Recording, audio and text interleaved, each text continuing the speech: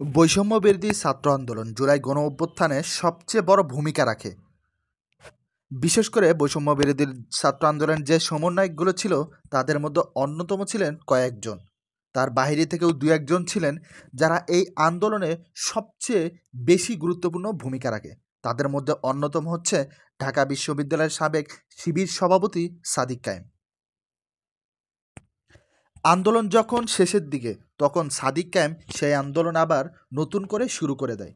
বিশেষ করে তাদের যে ছাত্র সংগঠন রয়েছে বাংলাদেশ ইসলামী ছাত্র শিবিরের নেতাকর্মীদের নিয়ে ঢাকা বিশ্ববিদ্যালয় থেকে আবারও তারা তুমুলভাবে শেখ হাসিনা পতনের আন্দোলন শুরু করে দেন। যেখানে অন্যান্য ছাত্ররা হাঁপিয়ে গিয়েছেন, সেখানেই ঢাকা বিশ্ববিদ্যালয়ের ছাত্র শিবিররা নতুন করে শুরু করে দেন সরকার পতনের আন্দোলন। অথচ এই জুলাই আন্দোলনে যাদের সবচেয়ে বড় ভূমিকা, তাদেরকেই আজ ইতিহাসের বই থেকে মুছে ফেলা হচ্ছে। আসলেই কি মুছে ফেলা যায় ইতিহাস থেকে?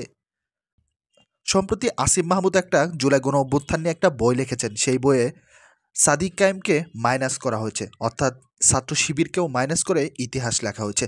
জুলাই গণ অভ্যুত্থানের যাদের সবচেয়ে বড় ভূমিকা, তাদেরকেই মাইনাস করা হয়েছে।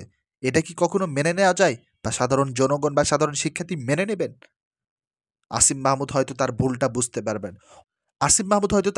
বুঝতে পারবেন। অথবা তার যে আংশিক জুলাই গণঅভ্যুত্থানের লেখাটা, সেটা হয়তো সে বুঝিয়ে বলতে পারবেন।